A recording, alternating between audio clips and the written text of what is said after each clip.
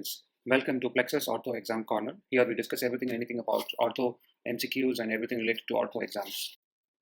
Let's do a few more questions on osteoporosis to understand the concept better and so that you will be prepared in your exam to address these questions. So a question that we have here is a patient with a T-score of minus 3.5. The age is not given, so don't worry about it, but it is T-score. T-score according to WHO classification is minus 3.5 is osteoporosis because it is less than minus 2.5. So is it osteopenic? No. Is it osteoporosis? Yes, because osteopenic means it is from minus 1 to minus 2.5. Is it osteomalacia? No. Osteomalacia is a qualitative defect in the bone. Osteoporosis is only a quantitative defect in the bone. Is it normal? No. What is normal? It is normal is minus 1 to plus 1. This question is just to illustrate the use of T-score in identifying osteoporosis. So this is very clearly osteoporosis. Now let's go to the second question. An 80-year-old female, an old female, she's on the higher side age-wise, presents with you with a CT scan picture shown. She's had previous vertebroplasty done about 5 years ago. She has been on a bisphosphonate for 5 years with no improvement. What is the mechanism of action of the drug that needs to be given to this patient? So this is a two-step, in fact it's a 2-3-step question because they want you to identify the diagnosis, what treatment was given and what treatment should be given, and what is the mechanism of action of the drug to be given. It's a little difficult question, but it's very easy if you have gone through osteoporosis and understand all the drugs and their mechanism of action. So let us look at the X-ray. She's an 80-year-old woman. She's having multiple vertebrae which look abnormal in shape. They look like they have collapsed. Some of them are what is called as codfish appearance of the vertebrae. Why does this happen? There's a nucleus pulposus, and because of the weak bone, it presses and causes this codfish appearance of the vertebrae. You can see that the cortices are very thinned out, penciling of the cortice. There is decrease in the density of the bone.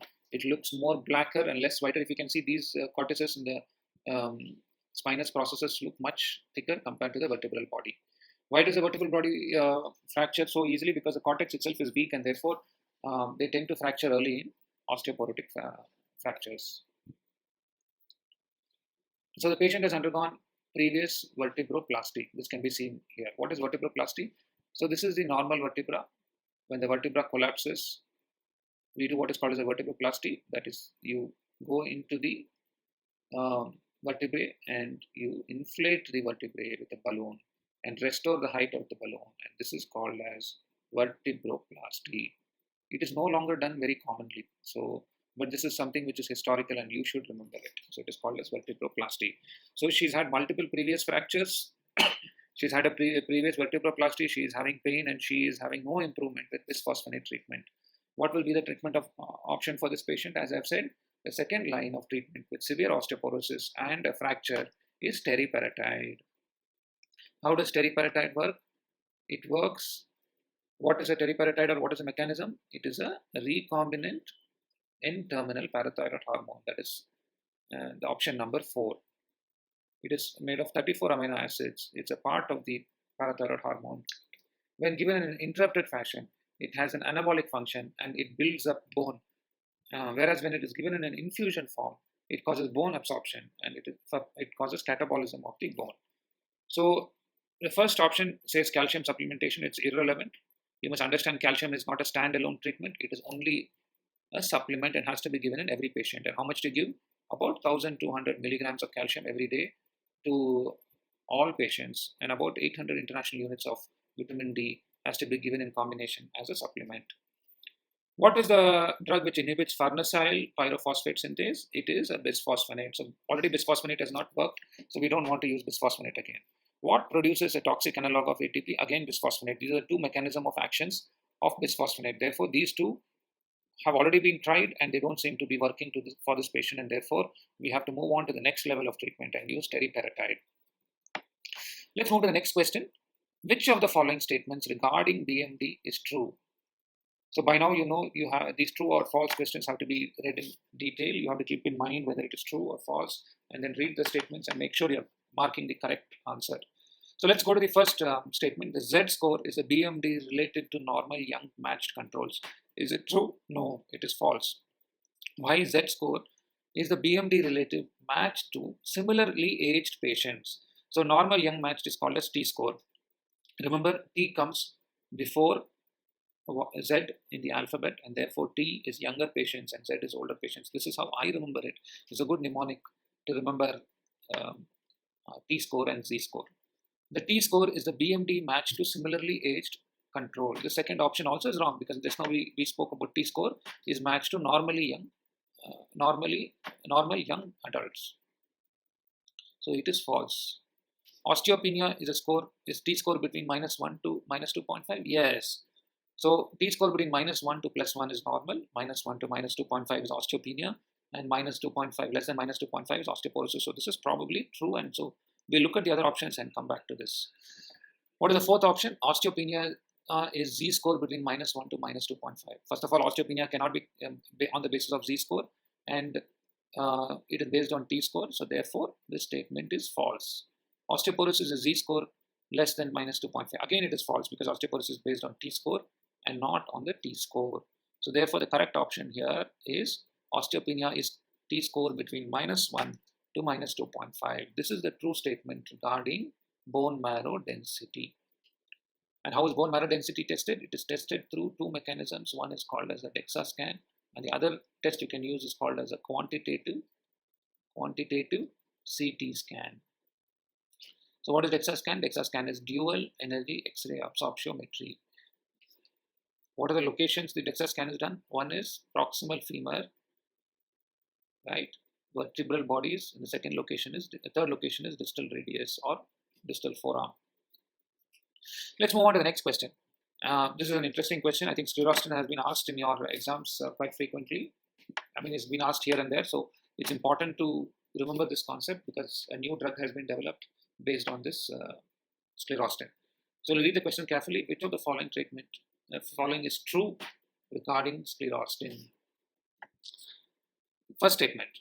So before we go to the statements, so how I looked at an MCQ is even before I look at the options, I think of the answer and then I look at the options. So if you do that, you don't have to work your brain trying to eliminate each option. You just look at the correct option and then tick it and then look at the other options. Make sure then there's no controversy between the options and then go on.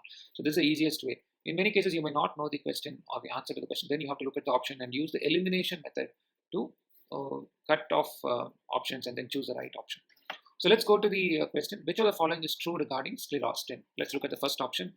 Anti-sclerostin antibodies result in increased bone density. Is it true? I think it is because sclerostin inhibits osteoblast.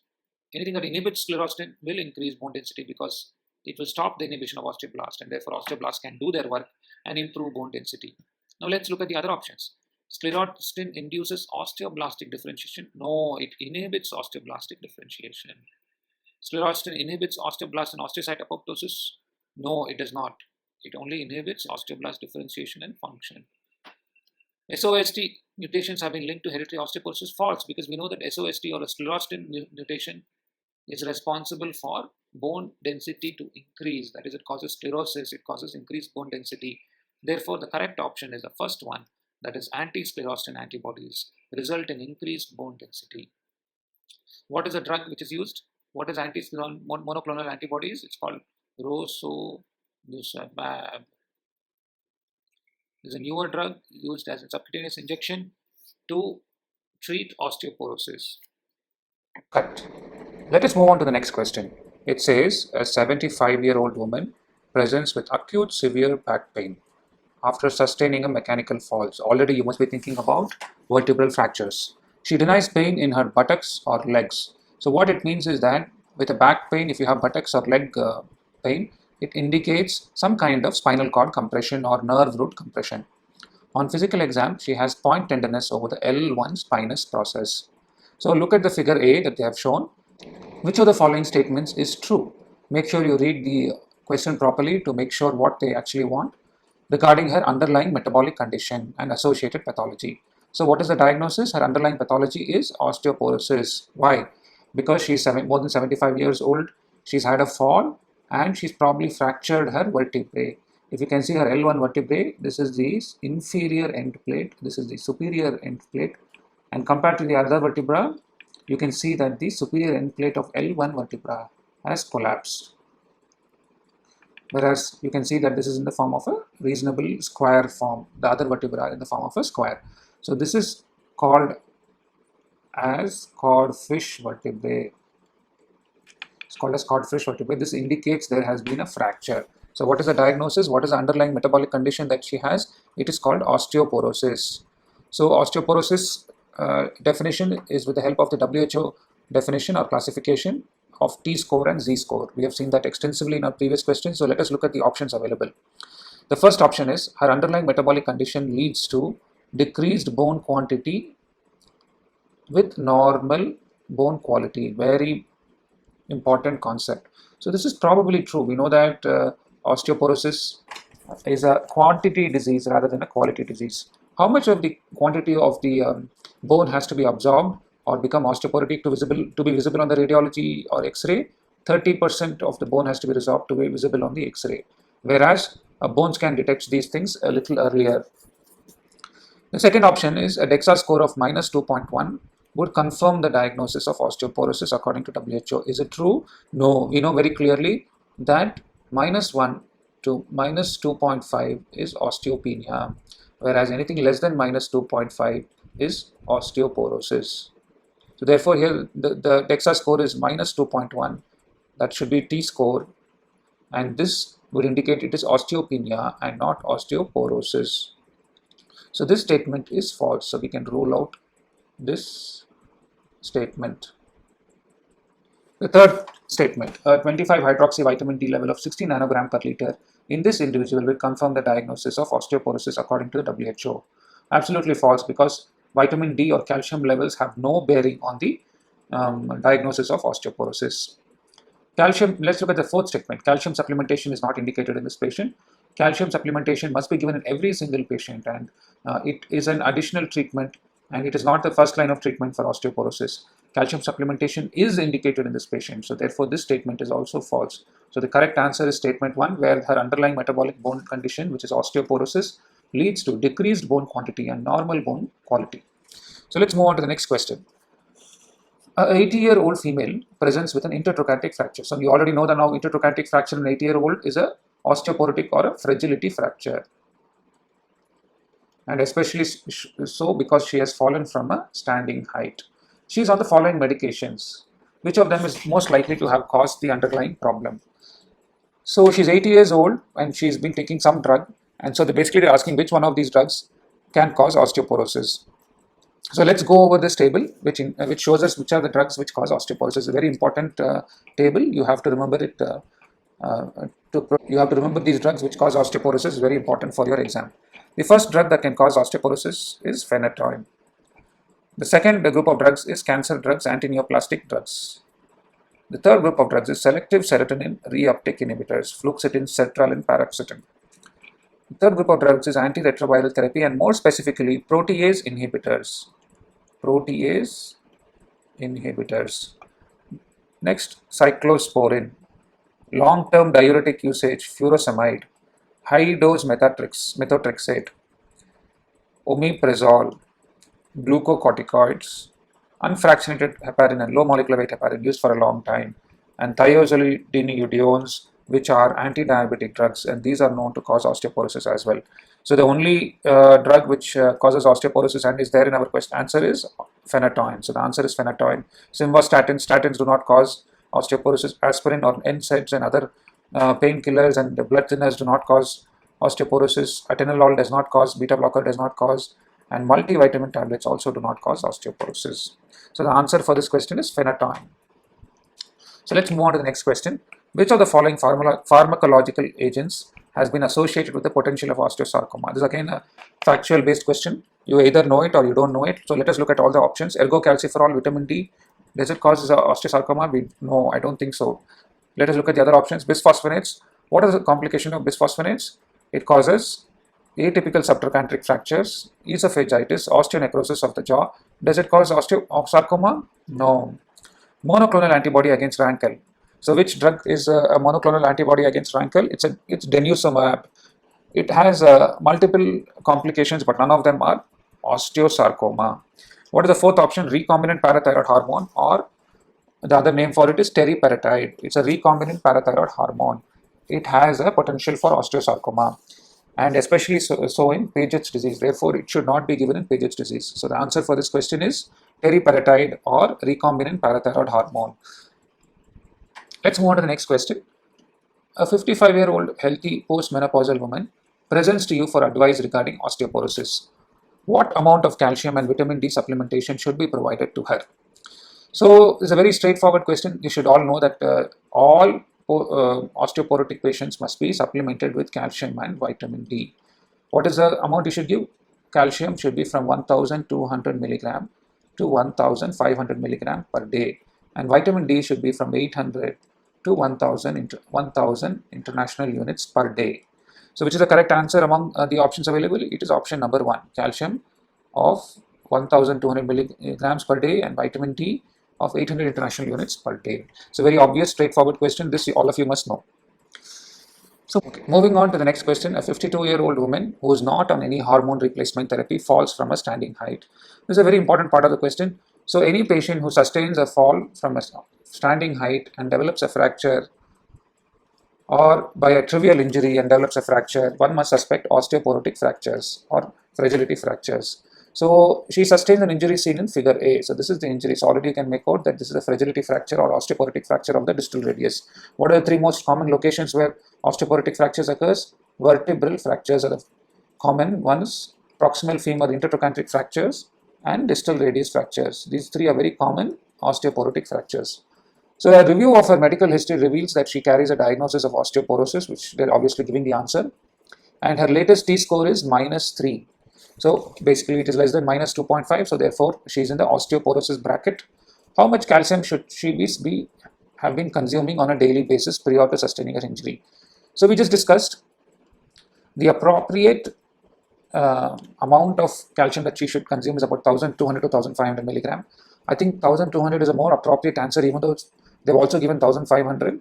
I would prefer to go with 1200 because it's the best choice or the best answer, I would say. Overloading with calcium also has its problems, but I would probably go with the lower end of the recommended spectrum. So that is the question. A little bit dicey between option 2 and 3, but I think 2 is probably the right answer and you can go ahead with it. So let's move on to the next question. A 58-year-old female falls and sustains the following injury in figure A. We have not given figure B here, just use figure A. So therefore, what injury this is? This is a fracture neck of the femur. Why is it not an intertrochanteric fracture? Because the fracture line is not passing through the trochanters. This is the greater trochanter, this is the lesser trochanter, but the fracture is passing through the neck. So this is a fracture neck of femur and not GT or not an intertrochanteric fracture. This is also a fragility fracture. Intertrochanteric fractures are more common osteoporotic fractures, but neck of femur is also a possible osteoporotic fracture. So following surgical treatment of the fracture, which of the following is the most appropriate additional investigation? So now you're suspecting osteoporosis. So therefore, what is the best investigation for osteoporosis that we know of? It is DEXA scan. What is DEXA? Dual energy X-ray absorptiometry scan. It looks for the bone marrow density, and based on the WHO classification and based on the T-score, you can classify the patient as normal or osteopenic or osteoporotic. Look, let us look at the other investigations. I think MRI does not give us any idea about bone density, so it's not a good investigation. Ultrasound may help. It has been shown to help us with bone density, but it is not a good first line investigation, or it is not the best investigation. Bone scan may help. It is not the first line of investigation, and urine electrophoresis will not help. Why? Because when you suspect osteoporosis, the biochemical markers and the chemistry is basically normal. It is only a quantitative defect. Therefore, any kind of serum urine test will be normal. So therefore, the answer to this question is DEXA scan to make sure the patient is not osteoporotic. Moving on to the next question. Which of the following administered substances leads to net bone resorption? So they want us to find out which one of these decreases bone density. So let us look at all the options. Zoledronic acid once a year? No, because we know it is a bisphosphonate. It is used once a year in the form of an IV infusion. It increases bone density and it does not cause bone resorption. So this is the wrong answer. Teriparatide once a day. What is teriparatide? Teriparatide is a recombinant parathyroid hormone containing 34 amino acids, and when used once a day in the subcutaneous form, it causes bone density to increase. So it is used in severe osteoporosis. So therefore, this is not the answer. Teriparatide as a continuous infusion, we have seen that teriparatide as a continuous infusion is known to cause bone resorption. It decreases bone quantity and therefore causes or worsens osteoporosis, and therefore teriparatide as a continuous infusion is the correct answer for this question. But anyway, let us look at the other two options. The other two options are risindronate once a week. It's a bisphosphonate. It increases bone density, used in osteoporosis. Alendronate once daily. No, it is a bisphosphonate which increases bone density. So the correct answer is teriparatide in the form of a continuous infusion causes bone resorption. Let's move to the next question. What are some of the genetic polymorphisms associated with osteoporosis except? So according to the question, all of these are associated with osteoporosis except. So let's look at this table. So which are the gene mutations or genetic polymorphisms which cause osteoporosis? First one is a calcitonin receptor mutation. Second one is an estrogen receptor mutation. The third one is a type 1 collagen alpha 1 chain, which you see in osteogenesis imperfecta, also causes osteoporosis, and this happens in adults. Vitamin D receptor issues and also low density lipoprotein receptor related protein can cause osteoporosis. This is a factual question. Unfortunately, you have to memorize this so that you don't miss this question if it comes up. So osteoporosis is a favorite topic of examiners, and therefore you must be prepared for this question as well. So let's look at the except question. So they're asking except which one of these is not associated with osteoporosis? Vitamin D receptor, yes, it is associated with osteoporosis, so therefore it is not the correct answer. Estrogen receptor, yes, it is associated with osteoporosis and not the correct answer. Calcitonin receptor, yes, it is associated with it. So we are left with the collagen oligometric matrix protein, which is not associated with genetic polymorphism and is the correct answer. Let's move to the last question in this series of osteoporosis that I have put up for you. So the question is, all of the following medications have been associated with an increased risk of osteoporosis except. So we have seen this question previously. Is a very commonly asked question. So you must know all the drugs associated with osteoporosis, and there's an except question. So make sure you read the question properly again. So SSRI, selective serotonin reuptake inhibitors, yes, they cause osteoporosis. So this is not the answer. Glucocorticoids, yes, they are associated with osteoporosis. Long-term usage of prednisolone and methylprednisolone and other forms of steroids do cause osteoporosis. NSAIDs, no, I don't think it causes osteoporosis. So therefore, we'll keep this in our minds and go on to the next option. Phenytoin, yes, is one of the most common drugs which causes osteoporosis. So this is not the answer. Protease inhibitors, yes, antiretroviral drugs, especially protease inhibitors, causes osteoporosis. So this is not the answer. So the correct answer is NSAIDs. NSAIDs like acetaminophen do not cause osteoporosis. So remember this. So it's a very simple question. So you have to remember all the drugs that cause osteoporosis. Thank you very much for listening to this video. We are Plexus Ortho Exam Corner. We deal with everything in relation to ortho exams. Good luck and study hard. Thank you.